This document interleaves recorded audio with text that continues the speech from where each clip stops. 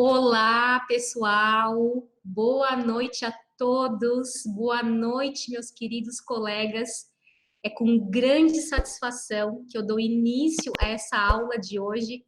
O meu coração, ele transborda de alegria nesse momento, por saber que quase 3.000 profissionais se inscreveram para a aula de hoje, para nós compartilharmos aqui conhecimento, informação e passar tudo o que existe de melhor na nutrição funcional no diabetes. E o meu coração se enche de alegria, é uma imensa gratidão por você se dar essa oportunidade de agregar conhecimento na sua prática clínica atendendo pacientes diabéticos. Então, é uma imensa alegria, uma imensa gratidão, um imenso prazer, porque eu sei que eu não estou sozinha nessa batalha. Então, eu te convido nesse momento a firmar o compromisso com você mesmo, com seus pacientes e com todos os pacientes que ainda estão por vir, de ficar comigo aqui até o final. Porque essa aula é o ponto de partida, onde a gente vai dar aqui o início para entender, a gente desmistificar alguns conceitos relacionados com a reversão e com a remissão do diabetes. E através da nutrição funcional, saiba que isso é possível sim. E nós já estamos colocando em prática já há algum tempo, há um bom tempo, tanto em pacientes diabéticos tipo 2, em pacientes pré-diabéticos, em pacientes com resistência à insulina, gestantes diabéticas, diabéticos tipo 1, assim como eu, que sou diabética tipo 1 há 24 anos, utilizando quantidades irrisórias de insulina, equilibradíssimas de insulina, e mantendo a glicemia extremamente equilibrada. Não só a glicemia, mas a vida equilibrada, né? Porque esse é o nosso foco principal com o paciente diabético. Alcançar níveis glicêmicos equilibrados, não ter essas hiper e hipoglicemias, né?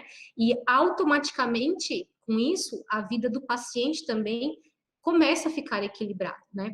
Então, nesse exato momento, eu vou dar uns 30 segundos aqui para você. Pegar um papel, pegar uma caneta, para você tomar nota de tudo que nós vamos conversar aqui. Vamos lá, então? Então, deixa eu me apresentar. Para quem não me conhece, eu sou Daniele Rocha, eu sou casada, sou mãe de um lindo menino de 9 anos, e hoje eu estou grávida, né, na metade aí da gestação, grávida de 20 semanas, de um outro menino, mais um meninão aí vindo a caminho. Eu sou nutricionista clínica funcional há 12 anos, sou especialista em diabetes, e eu vou contar aqui rapidamente como que tudo isso começou para nós estarmos juntos aqui nessa noite, né? Há 24 anos atrás, aos 9 anos de idade, eu juntamente com a minha família, eu fui parar no pronto atendimento de um hospital em pré-coma, com cetoacidose diabética. Dentro de 2 semanas eu comecei a passar muito mal, me senti muito mal, perder peso muito rápido, urinava muito, tomava muita água, né? Os sintomas clássicos de diabetes mellitus tipo 1 antes do diagnóstico, né? E quando a gente chegou no hospital, eu estava num estado de pré-coma, a minha glicemia, acredite, em jejum estava em 750. E a partir daquele momento, começou toda a minha luta e a luta da minha família junto comigo nessa jornada, né? E eu sempre entendi que Deus tinha um propósito muito grande na minha vida em relação a isso. Que essa dor na minha vida seria o meu maior propósito de vida. E uma vez eu escutei uma frase que me marcou muito. Essa frase, eu tenho ela comigo até hoje, assim, no meu coração, que diz assim: Deus sempre nos dá uma responsabilidade na nossa área de fraqueza. Não para nos punir, mas para nos fortalecer, para a gente sair vitorioso daquela luta e daquela situação, né? Então, aquilo ali eu trouxe comigo até hoje, tenho comigo, né, e levei para a minha vida. Então, eu entrei na adolescência, né, naquela época meus pais me levaram diversos profissionais, médicos, nutricionistas do meu estado, tudo mais, e quando chegou aos 17 anos, que foi escolher o que eu queria para minha vida, a faculdade que eu iria fazer, eu estava entre duas opções, ou fazer medicina e me especializar em endocrinologia, ou fazer nutrição. E eu escolhi, graças a Deus, a nutrição, porque a alimentação, ela sempre fez parte do tratamento da minha vida, né? A endocrinologia é algo maravilhoso, que também faz parte do tratamento da vida de um paciente diabético. Só que a endocrinologia, ela trata essa questão hormonal, né? E desde da adolescência, desde a infância, como os meus pais já cuidavam bastante de mim, a alimentação, ela sempre foi, assim, a base do nosso tratamento, né? Então, onde eu fui para a faculdade de nutrição, e a faculdade em si já teve um impacto bem positivo na minha vida também. Inclusive, o meu TCC, no final da faculdade, foi realizado em pacientes diabéticos, porque o diabetes em si já, além de fazer parte da minha vida, de viver 24 horas isso, o diabetes era o que sempre naquela época já ardia no meu coração, né? Eu já amava, já era apaixonada por isso. E no final da faculdade começaram os estágios clínicos. Quando eu saí da faculdade, eu fui para o consultório, comecei a realizar os atendimentos e já comecei ali atendendo pacientes diabéticos, né? E o que que eu percebi, assim, o que naquela época eu já enxergava nos pacientes diabéticos, a diferença deles e em mim, né? A comparação entre mim e eles, né? Quando eles chegavam na primeira consulta. A quantidade de insulina que eles utilizavam comparada com a que eu utilizava. Né? Minhas quantidades de insulina eram muito menores, porque eu já tinha todo um controle, né? Diversas estratégias que eu colocava em prática. Então, o tempo foi passando, até que em 2015, eu recebi um diagnóstico de mastopatia diabética. O que é essa mastopatia diabética? É um nódulo no seio da mulher que está diretamente relacionado com o uso de insulina, com mulheres diabéticas que fazem uso de insulina, tá? Então, ali já foi um alerta. Eu fui pesquisar sobre isso e vi casos de mulheres diabéticas que não se cuidavam, deixa eu beber uma aguinha aqui, e fui estudar casos de mulheres diabéticas que não se cuidavam e vi casos assim, meu Deus, que eu, naquela época eu fiquei horrorizada. Então, aquilo ali foi um alerta, porque realmente aquele nódulo é um nódulo e que estava me incomodando, aquele nódulo ali. Graças a Deus não foi algo maior, também não foi um câncer, mas foi um alerta para eu mudar algumas coisas aí que eu colocava em prática em relação à insulina. E foi aí, a partir disso, que eu procurei o Gabriel, né, a ajuda do Gabriel, onde eu relatei toda essa minha história para ele, e eu já me cuidava muito, muito, muito, muito. Como eu falei, se for comparar com diversas outras pessoas que são diabéticas, que fazem uso de insulina, eu já utilizava uma quantidade bem menor, assim. Então, foi quando eu e o Gabriel me passou alguns insights, a gente começou a colocar algumas estratégias em prática juntos, né? E onde, acredite, dentro de 2 semanas, das 16 unidades de insulina ultra rápida que eu utilizava ao longo do dia, nós passamos para 6 unidades, nós conseguimos passar para 6 unidades. Foi uma redução, assim, fantástica. E com isso, depois desse tempo, já fui sentindo o nódulo reduzindo também. Hoje, esse nódulo ele está totalmente estabilizado, assim, não me incomoda mais, como incomodava antes. E, assim, foi algo incrível e algo fantástico. Para quem não conhece, né, algumas pessoas que estão, alguns profissionais que me acompanham aqui conhecem, muitos não, a insulina rápida ou a insulina ultra rápida é a insulina bolos, que a gente chama, né? É a insulina para as refeições. Ou caso o diabético esteja com a glicose muito alta, ele tem que aplicar essa insulina de ação rápida para corrigir a glicemia, para reduzir a glicemia. Então, o indivíduo que produz insulina de forma normal, digamos assim, você vai se alimentar e o seu pâncreas vai produzir insulina para colocar a glicose. Você ingeriu o alimento foi digerido, ele se transformou em glicose, e essa glicose precisa entrar lá dentro das células, né? Lá na mitocôndria, no ciclo de Krebs, para geração de ATP. Então, você vai se alimentar, o seu pâncreas produz insulina para colocar aquela glicose dentro da célula. O diabético tipo 1 não produz nada de insulina, ou produz uma quantidade muito irrisória, um resquício somente, e o diabético tipo 2, a maior parte, produz quantidades insuficientes de insulina, né? Então, por isso, há necessidade de aplicar a insulina rápida, ultra rápida, porque ela é para aquele momento da refeição, né? E veja bem, mesmo me alimentando ao longo do dia, de 16 unidades, nós passamos para 6 unidades. Aonde, assim, a partir disso, eu e o Gabriel, a gente começou a ter um relacionamento de colegas, assim, e eu ia passando tudo isso para ele, a gente ia compartilhando, e a gente, quando eu cheguei em 6 unidades de insulina ultra rápida ao longo do dia, a gente chorava de alegria, a gente vibrava, assim, foi algo, assim, inesquecível, né? Foi algo que nem eu nunca tinha visto, mesmo já tratando pacientes diabéticos, alguém diabética tipo 1, diabético tipo 1 há tanto tempo, sem o pâncreas, meu pâncreas não produz nada de insulina. Nós realizamos exames para isso, né, para saber realmente, e nós conseguimos isso, né? Então a gente assim vibrava, a gente chorava de alegria, é algo incrível, maravilhoso.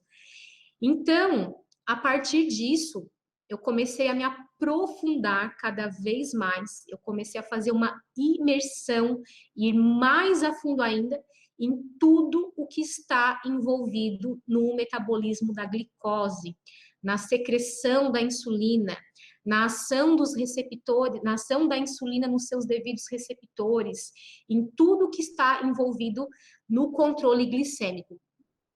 Até onde, depois disso tudo, eu continuei os meus testes e fazer tudo colocar em prática mais estratégias ainda depois dos meus estudos, aonde eu consegui chegar no ponto de ficar um mês inteiro sem utilizar insulina de ação ultra rápida, em períodos divididos, que fechou um mês, e além de tudo, ainda reduzir a insulina de ação lenta, né? No meu caso, eu uso a insulina Tresiba, e nós conseguimos, além de ficar um mês sem usar a rápida, a ultra rápida, nós ainda tivemos que reduzir a lenta, e isso mantendo a glicemia extremamente controlada, equilibrada, como jamais visto antes, inclusive, né?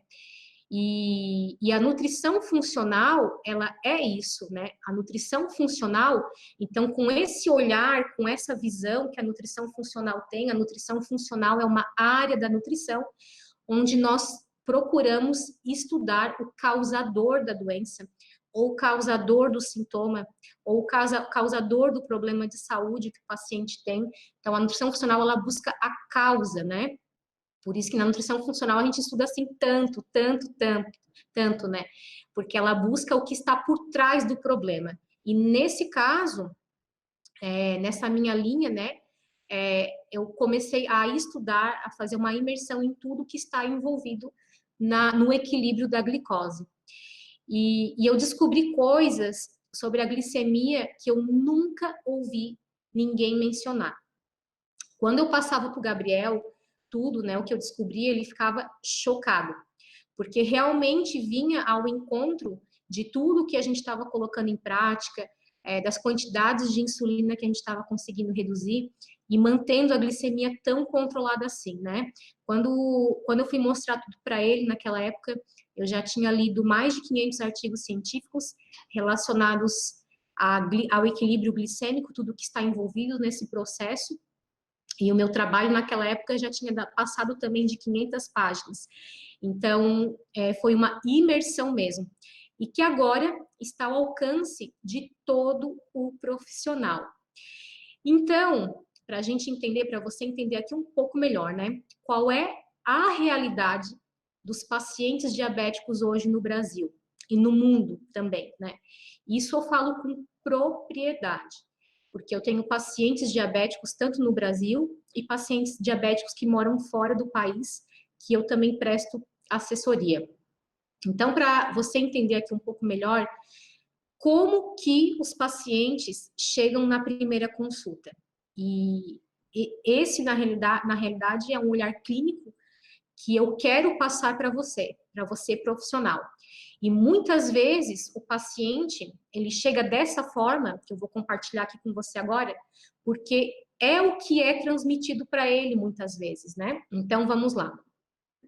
Como que quase que todos os pacientes diabéticos chegam na primeira consulta? Os pacientes normalmente chegam tendo a insulina como uma muleta, né? Como assim, como uma muleta? Eu como o que eu quero, no caso, o paciente diabético, né? Ele pensa que pode comer o que quiser e aplicar a insulina que tá tudo certo. Ou tomar mais medicamentos antidiabéticos via oral, que tá tudo certo, tá tudo resolvido. Gente, não é assim que funciona. Não é assim que funciona. O que nós precisamos entender? Isso é algo que eu e o Gabriel conversamos bastante. Da mesma forma que comer errado faz mal, utilizar excesso de medicamento também faz mal. Nesse caso, utilizar excesso de insulina também faz mal, também traz consequências a longo prazo esse excesso de insulina. Mesmo exemplo, o indivíduo que produz insulina, e ele vai comer errado e aquele pâncreas ali vai produzir quantidades exacerbadas de insulina para metabolizar a quantidade de alimento que o indivíduo consumiu. Então, da mesma forma, aplicar excesso de insulina ou tomar excesso de medicamento também faz mal, assim como fez mal na minha vida também, né? Eu desenvolvi a mastopatia diabética. Isso que nem era quantidades assim exorbitantes de insulina rápida, né? E, inclusive, o excesso de insulina, vamos entender aqui um pouco melhor. A insulina, ela é essencial para a nossa vida. Sem a insulina, a gente não estaria vivo, todas as pessoas estariam mortas, na realidade, né? A insulina, ela é essencial para o nosso organismo. O problema é esse excesso de insulina, ou esse excesso de medicamentos. O excesso de insulina vai estimular a IGF-1, né? E que IGF-1 é um hormônio de crescimento semelhante à insulina, e que IGF-1 é um estímulo para câncer também, né? Então, excesso de insulina, tem estudos aí que mostram que tem relação com câncer, está relacionado com o desenvolvimento de câncer, inclusive em pacientes diabéticos também. Então, isso a gente precisa entender e você precisa passar isso para o seu paciente, que da mesma forma que comer errado faz mal, o excesso de insulina também faz mal. Outro ponto também que os pacientes chegam na primeira consulta sempre, né? Antes de começar toda a transformação aí na vida dele. Os pacientes chegam durante o dia com a glicose alta, com a glicose baixa, com hiperglicemia, com hipoglicemia durante o dia, mesmo aplicando insulina ou utilizando medicamentos, veja bem. Então, com hipoglicemia constante durante o dia, né? Mesmo tomando os medicamentos.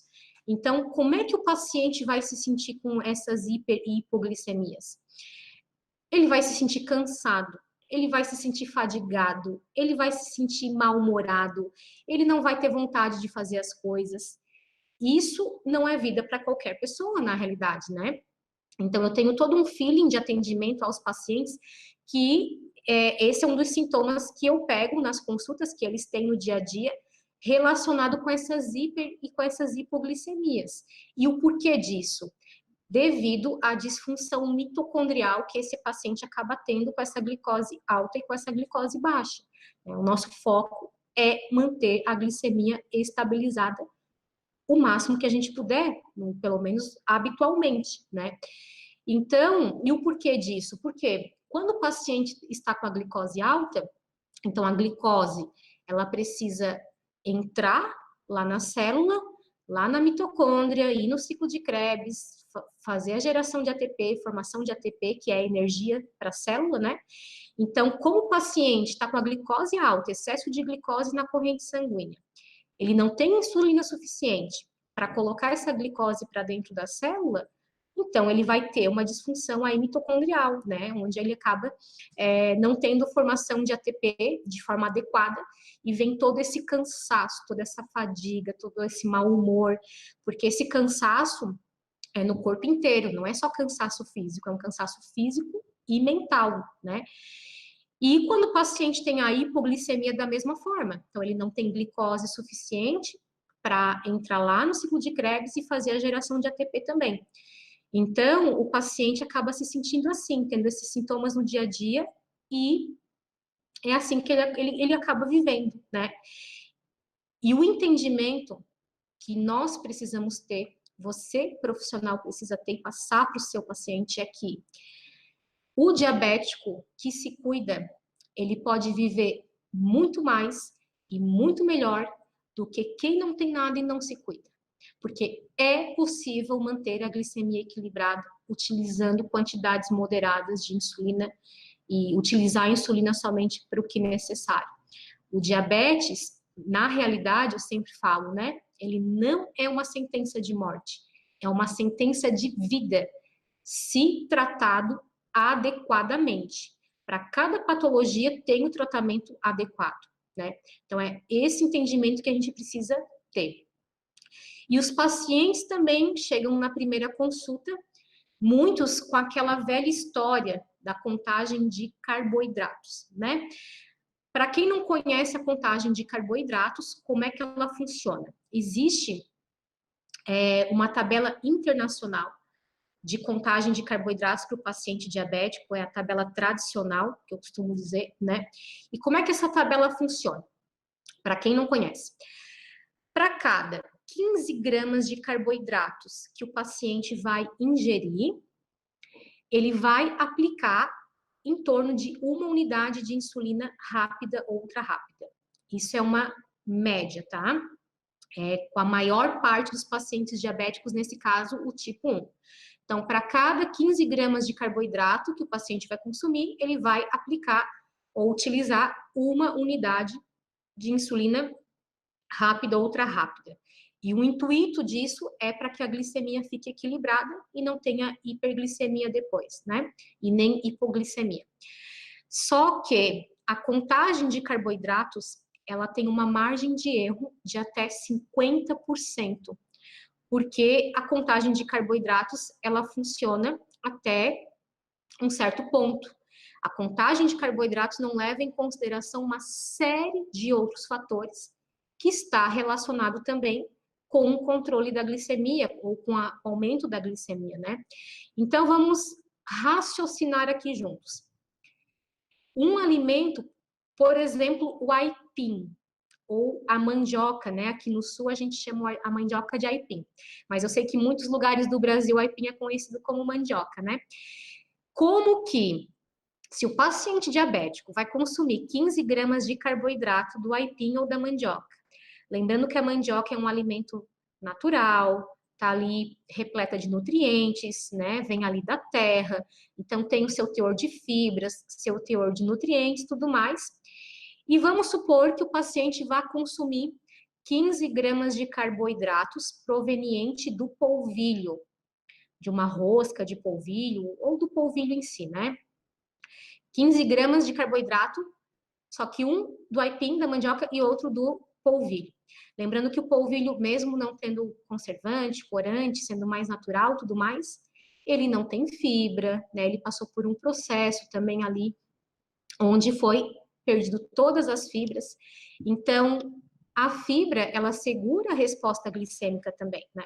Então, você acha que a resposta glicêmica de um paciente diabético, consumindo as 15 gramas de carboidrato do polvilho e consumindo 15 gramas de carboidrato da mandioca, vai ser a mesma? Jamais. E eu posso dizer com toda certeza isso que não. Muitas vezes, para consumir o polvilho, o paciente diabético vai ter que aplicar 5 vezes mais unidades de insulina do que comparado com a aipim. Então, é aí que a contagem de carboidratos também já acaba falhando, né? Então, isso a gente precisa entender todos os fatores, na realidade, que influenciam na resposta da glicemia do nosso paciente. Quando eu falo glicemia, pessoal, é qualquer patologia que o paciente tenha que vá influenciar na resposta glicêmica. Então, entra diabetes tipo 1, entra diabetes tipo 2, entra gestantes diabéticas, entra pacientes com resistência à insulina, tá bom? Então tá, mas como que a gente arruma isso, né? Que estratégias que nós profissionais devemos colocar em prática com o nosso paciente? Que estratégias que a gente deve colocar em prática? Então, para auxiliar o nosso paciente realmente mudar a vida dele. Primeiro ponto, isso é essencial na sua conduta clínica e que faz toda a diferença. Você precisa entender o seu paciente. Eu sempre falo, né? Você precisa não só atender, você precisa atender e entender o seu paciente. Então, você precisa abraçar o seu paciente. Você precisa conversar com ele. Você precisa perguntar para ele quanto tempo de doença que ele tem. Como que foi a descoberta do diabetes na vida dele? Que impacto teve isso na vida do seu paciente? Você precisa ouvir o seu paciente e sentir a dor dele também. Né? Isso não deve ser uma obrigação, isso deve fazer parte, como ser humano, da nossa conduta clínica com as pessoas que a gente atende. Né? Isso faz toda a diferença, até para o engajamento do paciente com um tratamento que vai ser passado para ele. Porque o paciente ele vai se sentir seguro com você, ele vai se sentir amado, ele vai ter segurança no seu tratamento, né? Como profissional e como ser humano. E isso faz toda a diferença. Eu digo isso por experiência própria. Então, atenda e entenda o seu paciente, tá bom? Segundo ponto, questão de exames bioquímicos, tá? Você precisa saber se o seu paciente realmente produz insulina ou não, tá? Ah, mas o paciente é diabético. Eu preciso saber se ele produz insulina? Claro que precisa, principalmente o diabético tipo 2. Vai fazer toda a diferença no seu tratamento. Eu poderia citar aqui diversos exames bioquímicos que você poderia estar solicitando e avaliando no seu paciente, que fazem toda a diferença, mas vou dar exemplo aqui de um específico que é fundamental, tá? E um ponto aqui é que você não somente precisa saber se o paciente produz insulina ou não, mas quanto que ele produz de insulina e para você saber quais estratégias nutricionais você vai estar colocando em prática com seu paciente para melhorar a secreção de insulina ali nas ilhotas de Langerhans, né? Nas células beta do seu paciente. Então, eu posso dar um exemplo do peptídeo C, um exame que eu vejo pouquíssimos profissionais solicitando para o paciente. A gente vê que é muito comum os profissionais solicitarem o exame de insulina, de jejum, insulina basal, né? Só que o que acontece? Se o paciente estiver aplicando insulina ou tomando ou utilizando alguns tipos de medicamentos antidiabéticos via oral, essa insulina, que vai mostrar ali no exame de insulina, essa insulina ela tem reação cruzada com o medicamento. Então, a insulina ela não vai nos fornecer o valor real de quanto de insulina que o paciente está produzindo. Já o peptídeo C não. O peptídeo C, ele é um marcador, ele é um indicador de produção de insulina também. Ele é produzido em quantidades equivalentes à insulina também. Só que o peptídeo C, ele não faz reação cruzada com a insulina caso o paciente use o medicamento. Tanto se ele aplica insulina quanto alguns medicamentos antidiabéticos via oral. Então, o peptídeo C, ele mostra o valor real, realmente, de quanto de insulina que o pâncreas do organismo do indivíduo possui. Lembrando que no indivíduo diabético, o pâncreas funciona normal, tá? O pâncreas, as células alfa, as células delta, algumas enzimas que são produzidas ali no pâncreas continuam funcionando normal. O único problema é com a produção de insulina ali nas células beta, tá? Então, peptídeo C. Pacientes que são diabéticos tipo 2, o resultado do peptídeo C sempre acaba dando aí valores maiores. E pacientes diabéticos tipo 1, o peptídeo C sempre dá quantidades menores, quantidades irrisórias, né? O valor dele. Inclusive, alguns estudos mostram que o peptídeo C é interessante também, não só interessante, como deve ser solicitado no monitoramento, no tratamento com paciente diabético tipo 1, porque o peptídeo C, dependendo do valor que ele der no diabético tipo 1, ele é um indicador de risco de complicações diabéticas no futuro, principalmente de processos inflamatórios. Pacientes diabéticos tipo 1, por exemplo, que tem peptídeo C muito baixíssimo, por exemplo, abaixo de 0,01, esses pacientes têm um risco maior de processos inflamatórios, retinopatia, nefropatia e tudo mais. Neuropatia diabética e pacientes diabéticos tipo 1, que tem peptídeo C maior que 0,2, eles têm um risco bem menor de processo inflamatório. E quando a gente avalia esse peptídeo C no DM1, no diabético tipo 1, a gente já consegue ver também que estratégias nós vamos estar utilizando para prevenir processos inflamatórios no nosso paciente, né?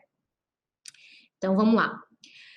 Terceiro ponto que a gente precisa entender no nosso paciente e trabalhar com o nosso paciente. Nós precisamos, todo profissional da saúde que atende paciente diabético, independente do tipo de diabetes que for, você precisa entender sobre os autoanticorpos e sobre autoimunidade no seu paciente diabético, tá bom? Porque vamos dar aqui exemplo do diabético tipo 1. Muitas e muitas pessoas eu vejo que não sabem que o diabético tipo 1, a maior parte é de caráter autoimune. Mais de 90% dos casos, inclusive, de diabético tipo 1, é de caráter autoimune, onde o paciente ele tem um polimorfismo genético, onde o próprio sistema imunológico ataca as células produtoras de insulina. O paciente pode ter alguns autoanticorpos, por exemplo, que atacam a própria insulina. Tem pacientes que têm autoanticorpos que atacam a própria célula produtora de insulina. Existem aí em torno de uns 4, 5 autoanticorpos mais comuns no paciente diabético tipo 1. Um dos autoanticorpos que mais dá positivo em diabético tipo 1 é o anti-GAD65, né? O anticorpo antidescarboxilase do ácido glutâmico 65. E, inclusive, o GABA, o ácido gama-aminobutírico, é produzido pelo GAD, tanto pelo GAD67, como pelo GAD65 também nas células beta. Olha só, as células beta também produzem GABA. E GABA é um neurotransmissor inibitório, né?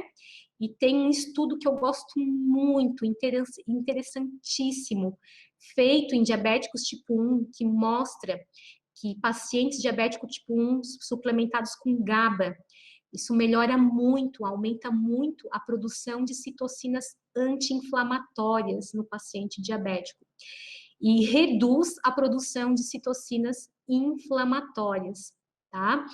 E uma pequena porcentagem também de diabéticos tipo 2, uma pequena porcentagem também tem fenótipo para o GAD65, para ter autoimunidade, tá bom? Então, nós precisamos entender sobre a autoimunidade no nosso paciente. Quando eu falo aqui de autoimunidade, primeira coisa que tem que vir na sua mente, que você tem que já ter o feeling sobre isso, são os nutrientes que o sistema imunológico é dependente. Nós temos que pensar nos linfócitos T, porque o paciente que tem a doença autoimune, nesse caso diabetes tipo 1, o paciente ele já tem um sistema imunológico que tende a trabalhar contra ele. E nós precisamos fazer com que o sistema imunológico do nosso paciente trabalhe a favor dele, né? Pacientes que têm doença autoimune, eles têm 10 vezes chance maior de ter outras doenças autoimunes também. Então, nós precisamos trabalhar, isso é essencial, tem que ser regra na sua conduta clínica para atender o seu paciente diabético tipo 1 especial, ou se ele também é tipo 2 e também tem autoanticorpos positivo, né?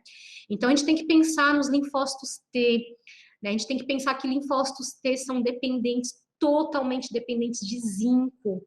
Linfócitos T são totalmente dependentes de vitamina D. Nós temos que pensar nos linfócitos B também, onde eles são dependentes de probióticos. Então, a gente tem que pensar em probióticos específicos para autoimunidade, né? Aí existem probióticos específicos para autoimunidade no paciente diabético também. Então, nós precisamos entender e conhecer isso. A vitamina D, inclusive, ela chega ao ponto de proteger contra a morte das células beta nas ilhotas de Langerhans. Olha só, a vitamina D é essencial para o sistema imunológico, né?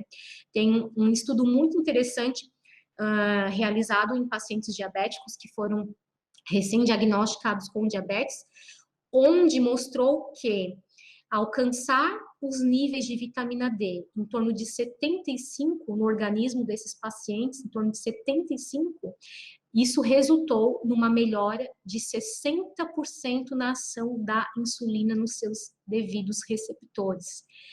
Então, veja bem, resultou, não foi em até 60%, resultou na melhora de 60% da ação da insulina. Então, quando a gente fala da vitamina D, primeira coisa que nós precisamos trabalhar com o nosso paciente não é somente a suplementação. Primeira, eu sempre falo isso nas minhas palestras, é algo que eu e o Gabriel conversamos muito sobre isso. Primeira coisa que o profissional, primeiro ponto que o profissional precisa fazer é orientar o seu paciente à exposição solar. Paciente, todos nós precisamos, pelo menos, tirar um tempo do dia para se expor ao sol. Porque o sol, ele não tem só a vitamina D. O sol, ele tem outras substâncias que são essenciais para o nosso organismo, são fundamentais. Então, a gente precisa dessa exposição solar. Eu gosto muito de orientar o paciente de fazer essa exposição ao sol pela manhã. Então, ele vai um pouco na rua, se expõe um pouco ao sol, claro que em quantidades moderadas, né, gente? E já aproveita esse momento, coloca tudo no pacote junto, olha um pouco para o céu, né, para o céu azul. Estudos mostram que olhar para o céu pela manhã reduz o cortisol, modula a produção de cortisol, e isso tem um impacto poderosíssimo no paciente diabético, porque o nosso cortisol de qualquer indivíduo é mais alto pela manhã, né? Isso serve até como uma proteção para o nosso corpo. E por o cortisol ser mais alto pela manhã, ele é um hormônio gliconeogênico. E o paciente diabético tipo 1, qualquer paciente diabético, na realidade, né? Esses hormônios, como eles têm alguns hormônios no nosso corpo, que devido ao próprio ciclo circadiano, né, são mais elevados pela manhã, e muitos desses hormônios são gliconeogênicos. Então, por isso que o paciente acaba muitas vezes diabético tendo a glicose mais alta pela manhã. E os estudos mostram, alguns mostram, que olhar para o céu pela manhã modula o cortisol, e isso acaba tendo, gente, um impacto poderosíssimo no controle glicêmico do paciente, tanto pela manhã quanto ao longo do dia. É algo fantástico, assim, que a gente colocou em teste, primeiro em mim mesma, depois com vários pacientes, é algo incrível. E fazer isso, né, essa estratégia, é de graça, né? Qualquer pessoa pode ir na rua, olhar para o céu, gente, é gratuito, é de graça. Isso acaba tendo um impacto bioquímico, olha só que maravilhoso, no nosso organismo fantástico. Então, são estratégias que têm que fazer parte, que são essenciais. O quarto ponto que eu quero falar aqui com você, que além da autoimunidade, é assim, fundamental. Isso tem que ficar muito claro no seu entendimento clínico. Você, como profissional que atende qualquer tipo de diabetes, você precisa compreender sobre os receptores de insulina e o impacto poderosíssimo que algumas estratégias nutricionais corretas exercem sobre os receptores de insulina. Como é que funciona, né, os receptores de insulina? Então, o indivíduo, ele ingeriu o alimento foi digerido, o alimento já foi aí metabolizado em glicose, e agora essa glicose precisa entrar lá dentro da célula, lá na mitocôndria e no ciclo de Krebs, né? Uma parte da glicose precisa, né, entrar lá, nessa rota aí metabólica. Então, a glicose, quando ela está ali na corrente sanguínea, circulando na corrente sanguínea, a glicose nunca está sozinha. A glicose, ela sempre está acoplada com algum outro componente. E um desses componentes é a água, né? E das trilhões de células que nós temos aí no nosso organismo, as nossas células, elas são revestidas por uma membrana lipídica, né? Ou seja, uma camada de gordura. E a glicose precisa entrar lá na célula, certo? E a glicose está junto com a água. E em volta da célula nós temos gordura. E água e gordura não combinam. Então, como é que essa glicose vai entrar lá dentro da célula, né? Então, por isso que em volta ali nessa membrana celular nós temos os receptores. E nós temos os receptores de insulina. Esses receptores de insulina, eu costumo dizer para o paciente, gente, eu sempre explico isso para o meu paciente, ele tem que entender o que acontece com ele, o que está por trás da patologia dele, né? Mas eu explico de uma forma clara, que ele entenda, né? Esses receptores de insulina são como se fosse uma portinha que tem ali, uma porta que tem ali. E o pâncreas, que produz insulina, ou um indivíduo que não produz e vai aplicar insulina, ou o medicamento que ele vai tomar. Então, a insulina é como se fosse a chave da fechadura ali daquela porta, ou seja, daquele receptor. Então, o receptor, a insulina, ela se liga, nós temos o receptor de insulina ali na membrana da célula, a insulina, ela se liga com seu devido receptor, e assim que a insulina se liga com seu devido receptor, logo em seguida vem o GLUT.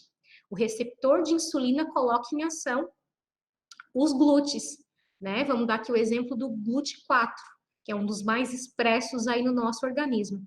E o GLUT4 vem também ali para a membrana da célula e a glicose bonitinha vai entrar ali pelo GLUT para entrar na célula e lá na mitocôndria, todo aquele processo. Só que o GLUT, ele é dependente da ação da insulina no seu devido receptor. Então, o primeiro processo é a insulina se ligar com o seu receptor e logo em seguida o GLUT entrar em ação, tá? Então, é assim que funciona essa questão dos receptores de insulina. Então, eu posso dar aqui o exemplo para você, por exemplo, anote isso porque isso vale ouro. É algo que eu estudei muito sobre isso, o Gabriel, inclusive, também junto comigo, que é o vanádio. Vanádio é um nutriente poderosíssimo. Vanádio, ele é conhecido como insulina-like. O que isso significa, gente? Insulina-like. O vanádio, ele abre o receptor de insulina e o GLUT automaticamente, sem depender da insulina.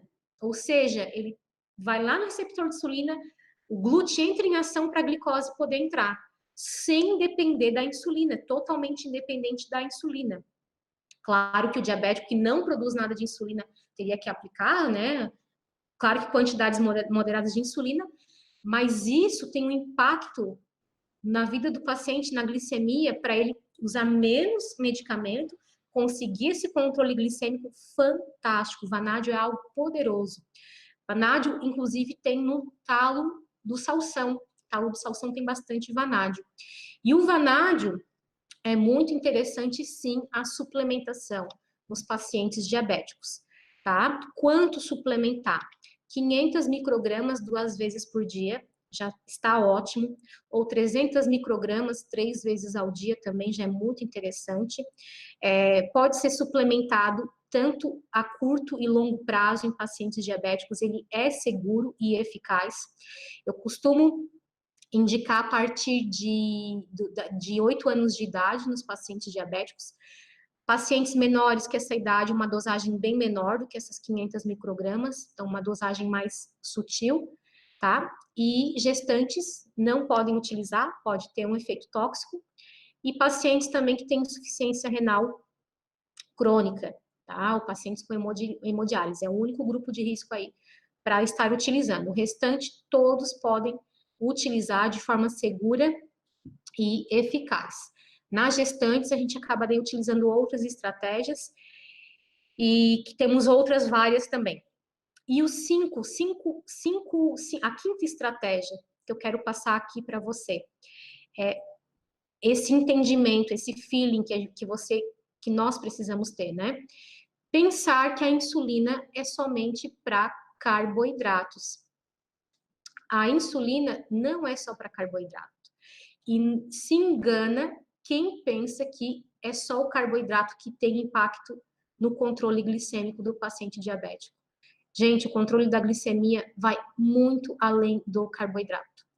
Claro que o carboidrato é um dos alimentos, os alimentos provenientes, né? Alimentos que contêm carboidrato, são um dos alimentos que mais se transformam em glicose no organismo aí, só que vai muito, mas muito além dos carboidratos. Eu posso aqui dar um exemplo para você do índice insulinêmico dos alimentos, né? É muito se falado do índice glicêmico nos pacientes diabéticos. O índice glicêmico, ele é uma estratégia onde se avalia a resposta glicêmica, a resposta da glicemia do paciente de acordo com o alimento que ele consumiu, tá? E muito se engana quem pensa que as proteínas são determinantes para reduzir o índice glicêmico. Não são. O que determina o índice glicêmico é a quantidade de açúcar livre que o alimento tem, a quantidade de fibra solúvel, não a insolúvel, e a quantidade de gorduras que o alimento tem. É isso que determina o índice glicêmico, e não as proteínas. As proteínas não fazem parte disso. Já o índice insulinêmico, que nem se escuta falar, né, a gente não escuta ninguém falar sobre o índice insulinêmico. O índice insulinêmico, ele tem um impacto poderosíssimo também no controle da glicemia do paciente. O índice insulinêmico, ele avalia a resposta insulinêmica, a produção de insulina, de acordo com o alimento que foi consumido. E não a resposta só da glicemia, de acordo com qual alimento foi consumido. Então, o índice insulinêmico, posso dar o um exemplo para vocês aqui do peixe. O peixe que não tem carboidrato, né, mais proteína e gordura, dos macronutrientes. O índice insulinêmico do peixe é igual, é semelhante, é igual ao do arroz integral, por exemplo. Então, veja bem, um alimento com carboidrato e outro sem carboidrato, e o índice insulinêmico é igual, a produção de insulina é igual, é semelhante. E esses estudos, né, de índice insulinêmico, como a boa parte dos estudos do índice glicêmico também, são realizados em pessoas saudáveis, né? E a gente leva isso para pacientes diabéticos. Então, se naquele organismo que o indivíduo consome um alimento e aquele alimento produz quantidades maiores de insulina e o paciente não produz insulina ou produz quantidades insignificantes, insuficientes, como é que vai ser a resposta glicêmica desse paciente diabético, né? E eu posso dizer com toda certeza que impacta a glicemia os alimentos que têm índice insulinêmico mais alto.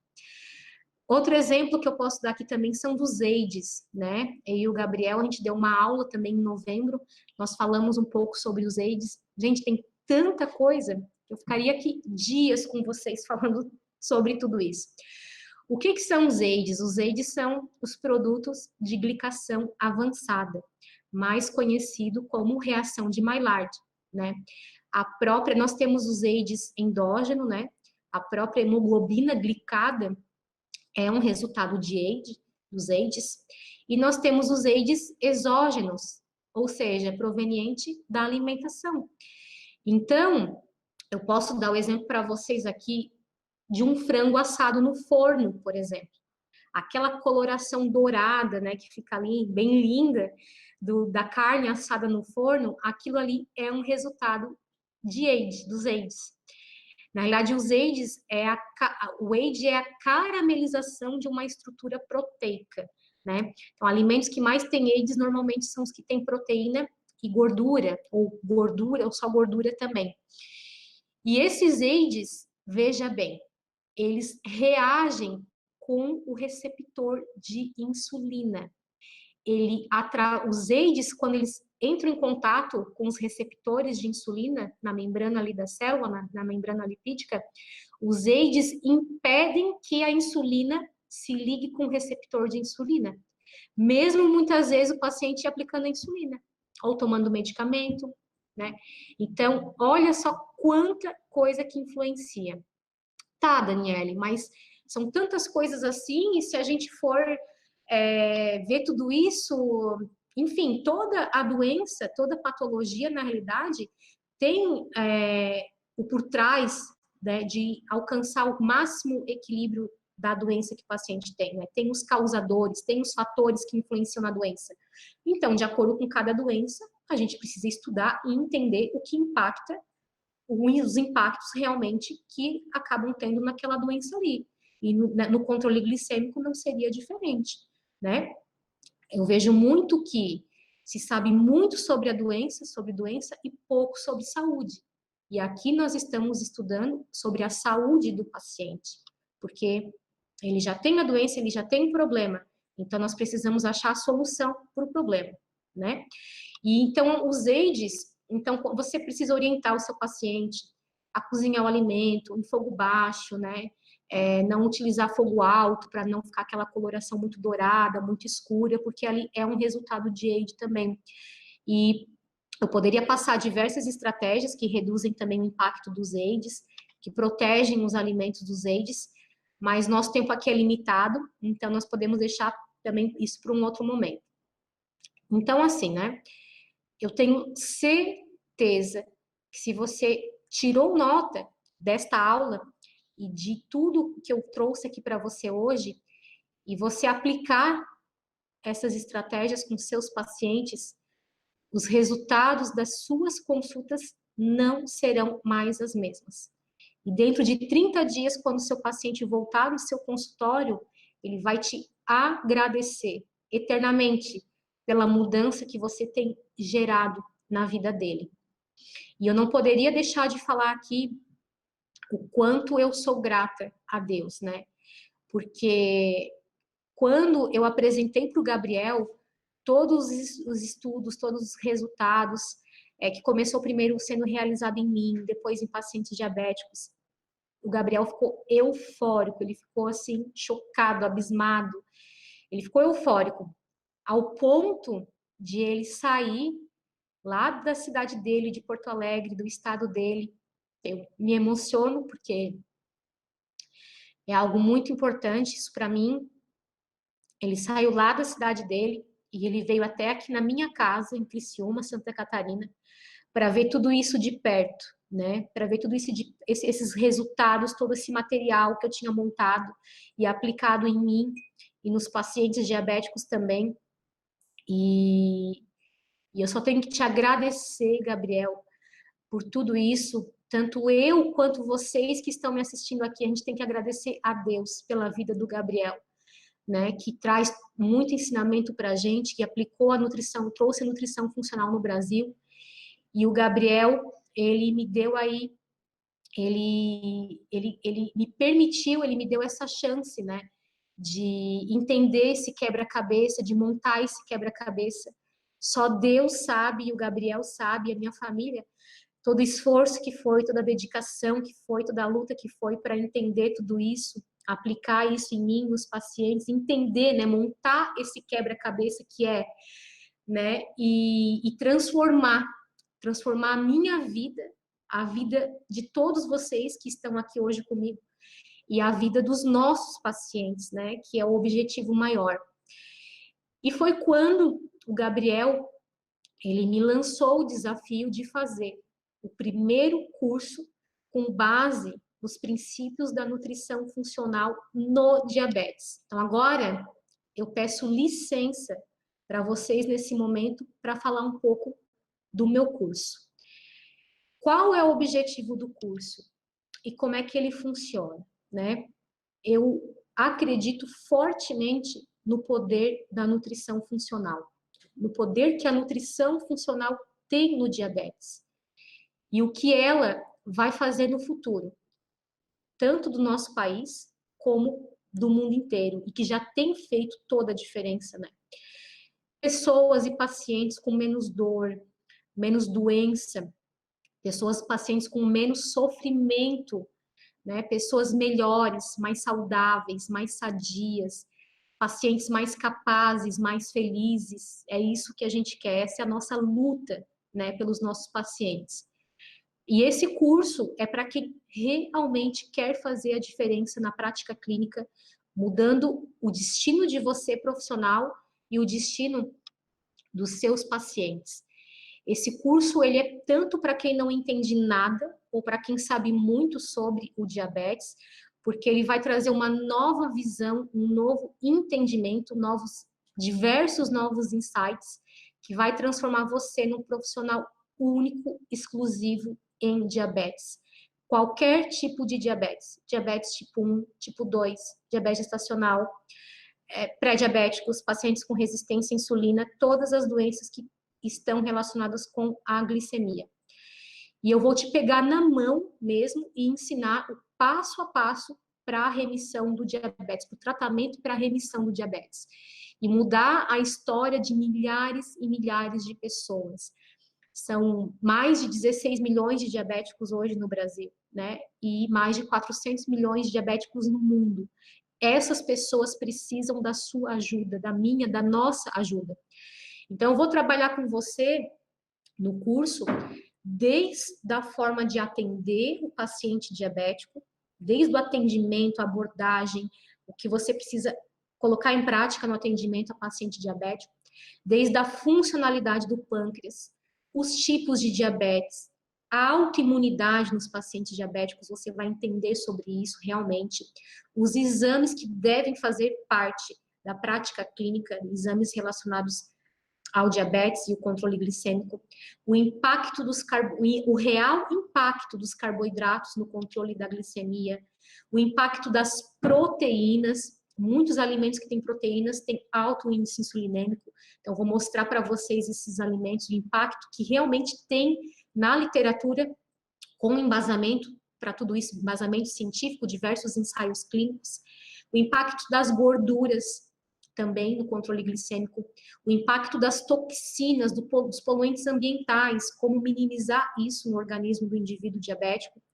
o impacto dos demais hormônios no organismo do indivíduo diabético, o impacto dos demais hormônios no controle da glicemia e as estratégias nutricionais para modular esses hormônios e modulação da glicemia, o impacto poderosíssimo que os nutrientes específicos têm, as dosagens deles, para agir nos receptores de insulina, nos glúteos também, não só dos nutrientes, mas dos fitoquímicos, os fitoterápicos, que realmente são interessantes,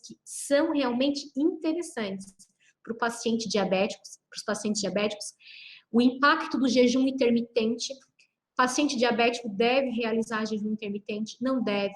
Traz benefícios? Não traz benefícios? Quais tipos de jejum é mais interessante ele realizar? Nós vamos abordar sobre a cetose, a diferença entre a cetose e a cetoacidose diabética e muito mais além do que isso. Então, o curso, ele é totalmente online, a gente já pensou nesse método, nessa forma, para que você possa assistir na segurança da sua casa, ou do seu trabalho, ou no lugar que for mais seguro para você, desde que você tenha acesso à internet, né? E o curso, ele é dividido, como é que ele funciona, né? Ele é dividido, como é que é a estrutura do curso?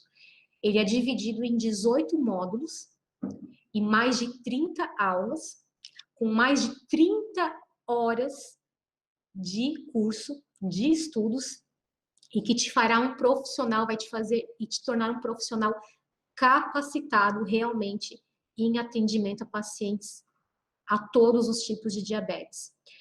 Nós vamos ter um grupo no WhatsApp. Nesse grupo a gente vai colocar ali todos os alunos juntos, onde a gente vai realmente criar uma comunidade e a gente vai compartilhar ali todas as dificuldades, os desafios clínicos da prática clínica, além também de compartilhar materiais teóricos, coisas teóricas e artigos científicos também. E se você ainda tem dúvida da minha aula, das minhas estratégias que eu aplico, que eu confio plenamente, da minha palavra e da palavra do Gabriel, eu ainda te dou 30 dias incondicional do seu dinheiro de volta. Ou seja, você não tem o que perder, muito pelo contrário, somente a ganhar.